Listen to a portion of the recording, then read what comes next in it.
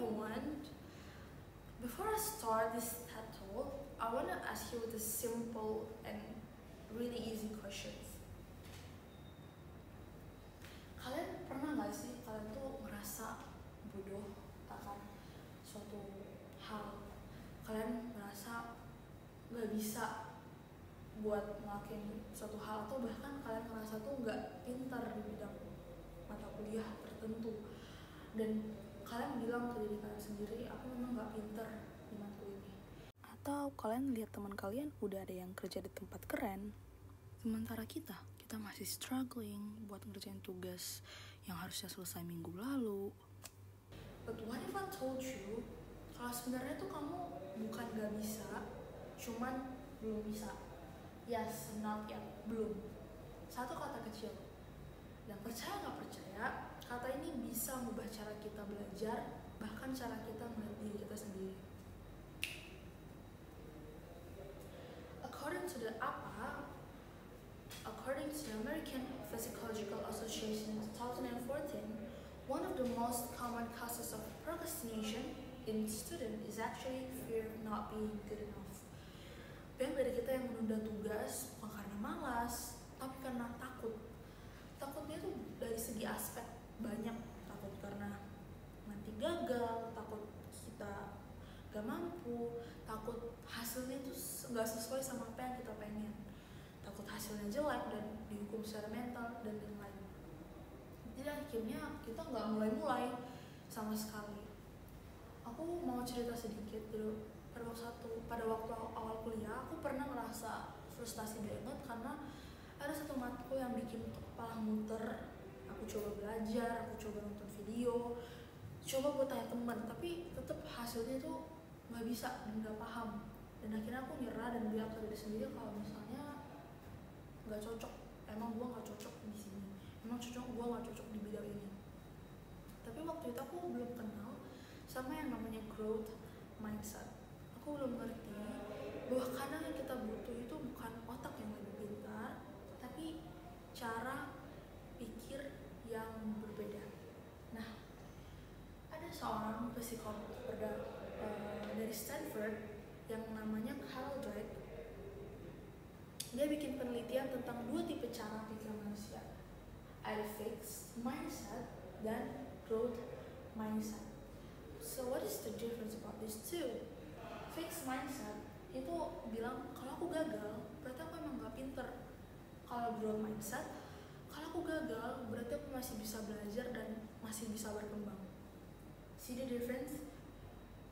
Kalau orang-orang dengan fixed mindset ini cenderung buat nyerah, cepat menyerah, cepat gak bisa, ngerasa gak bisa. Tapi orang dengan growth mindset ini punya kepercayaan kalau kemampuan itu bisa dilatih, otak itu bisa buat berkembang dan kita bisa belajar. Mereka ini sees failure as a feedback for them. Dan bedanya, seringkali cuma ada satu kata, bukan aku gak bisa, tapi aku belum bisa.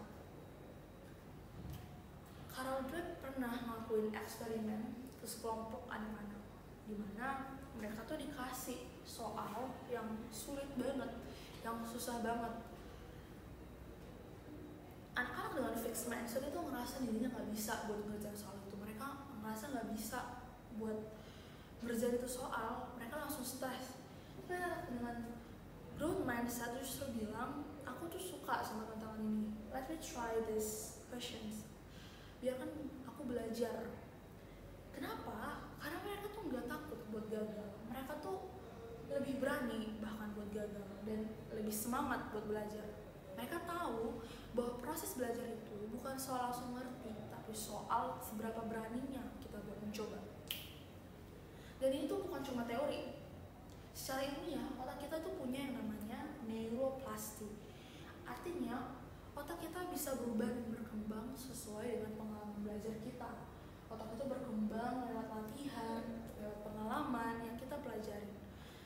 Semakin sering kita mencoba, semakin banyak jalur baru yang terbentuk di otak kita. Dan itulah kenapa belajar itu juga butuh waktu, nggak cuma langsung belajar, langsung bisa, tapi butuh waktu.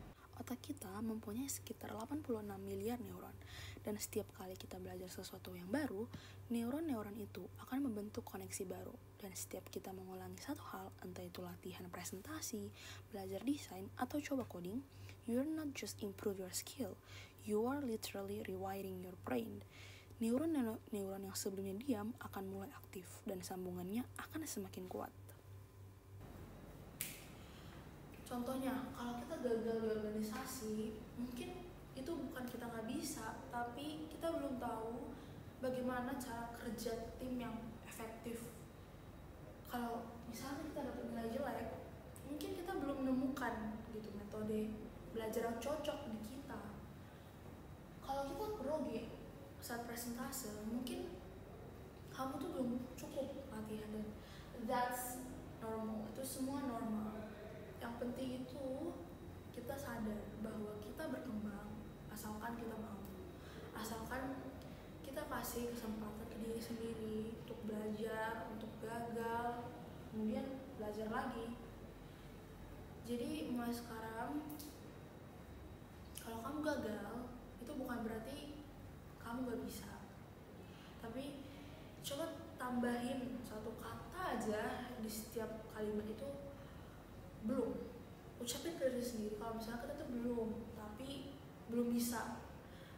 Nah, kalian ngerasa nggak kalau misalnya pintar itu bawaan lahir? Banyak orang merasa kalau pintar itu memang bawaan dari mereka lahir, itu akib berat turun dari orang tua. Banyak orang percaya kepintaran itu tetap, padahal riset mengatakan kalau pintar itu merupakan effort, bagaimana kita buat mengatur strategi belajar, dan itu punya pengaruh besar. Karena intelijen itu it's not fixed, it's growth with years. Kita belajar dari tokoh-tokoh terkenal karena mereka tuh sebenarnya even the greatest tuh start with kata belum. Contohnya Michael Jordan pernah gagal masuk buat tim basket di sekolahnya. Dia nggak langsung hebat pada saat itu, tapi dia mau mencoba, dan akhirnya lihat dia sekarang menjadi pebasket yang paling terkenal. Kemudian J.K. Rowling, dia ditolak 12 kali sebelum akhirnya dia menerbitkan yang namanya Harry Potter yang kita kenal sampai sekarang. Waktu itu dia belum berhasil, but she didn't stop. So, how do we apply this in our life? Bagaimana cara kita buat mengaplikasi ini di kehidupan kita sehari-hari? It's a simple way. Mari kita mulai dengan hal-hal yang simple. Yang pertama, coba kita ubah bahasa kita.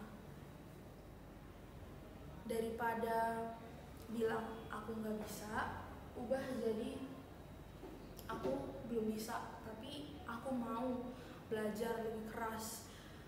Aku mau buat mencari tahu lebih dalam. Yang kedua, tanya diri sendiri setiap minggu, hal apa yang minggu ini belum aku kuasai. Ini bisa bikin kita sadar bahwa tubuh kita ini masih punya ruang untuk bertumbuh. Kemudian lihat, yang ketiga, lihat kegagalan itu sebagai feedback, bukan sebagai akhir. Gagal itu bukan berarti kamu gagal selamanya. Itu berarti kita harus mau lebih belajar lagi, mau menerima kritikan dan kritik saran dari orang lain. Itu bagus. Kemudian kelilingi diri kita dengan orang-orang yang suportif, karena growth mindset itu juga tumbuh lewat lingkungan yang positif dan lewat lingkungan yang mendukung. Ubah kegagalan jadi bahan belajar, bukan sebagai bahan yang minder. Karena belajar itu bukan soal siapa yang paling cepat untuk paham, siapa yang paling cepat untuk mengerti akan suatu hal, tapi siapa yang paling konsisten untuk mencoba, siapa yang mau untuk gagal dan berani mencoba. Karena jangan takut untuk gagal, tapi takutlah kalau kita berhenti untuk mencoba. Dan replace can't with yet. Jadi mari kita ganti kata can itu jadi yet dalam diri kita. Sekian presentasi dari saya. Apabila ada kata yang salah,